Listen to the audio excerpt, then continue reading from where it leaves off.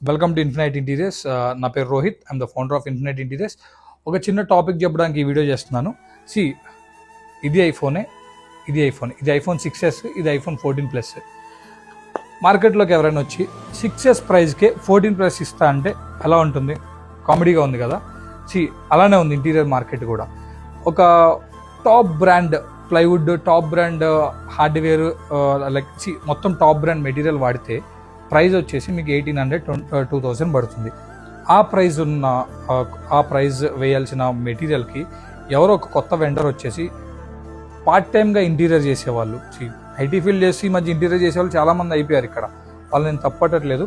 Part టైమ్గా interior చేసేవాళ్ళు తెలియక, wantedly కాదు, తెలియక 1200-1000 రూపీస్కి కొటేషన్స్ ఇస్తున్నారు. అలానే క్లయింట్స్ కూడా, వాళ్ళు కూడా ఏంటంటే వాళ్ళకి సబ్జెక్ట్ తెలియదు. టు బీ ఫ్రాంక్, క్లయింట్స్కి ఇంటీరియర్ సబ్జెక్ట్ తెలియదు. వాళ్ళు ఏంటంటే ఎవరు తక్కువ కొటేషన్ ఇస్తే వాళ్ళ దగ్గరికి వెళ్ళిపోతున్నారు తెలియక.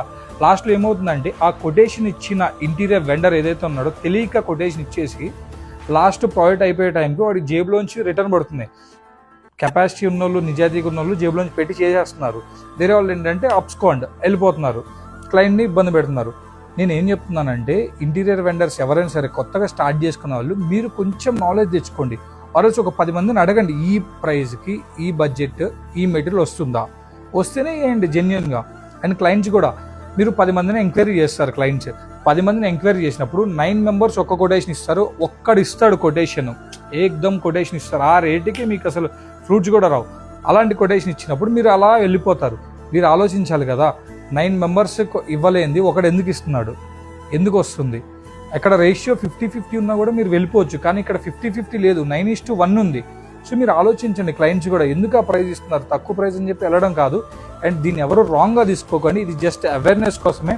క్లయింట్ లాస్ అవ్వద్దు, ఇంటీరియర్ వెండర్స్ కూడా లాస్ అవ్వద్దు, దాని గురించి చెప్పడం మాత్రమే. అండ్ దీన్ని అయితే నెగిటివ్గా తీసుకోకండి. మీకు మెటీరియల్స్ గురించి, బడ్జెట్స్ గురించి ఫర్దర్ వీడియోస్లో చెప్తా ఉంటాను.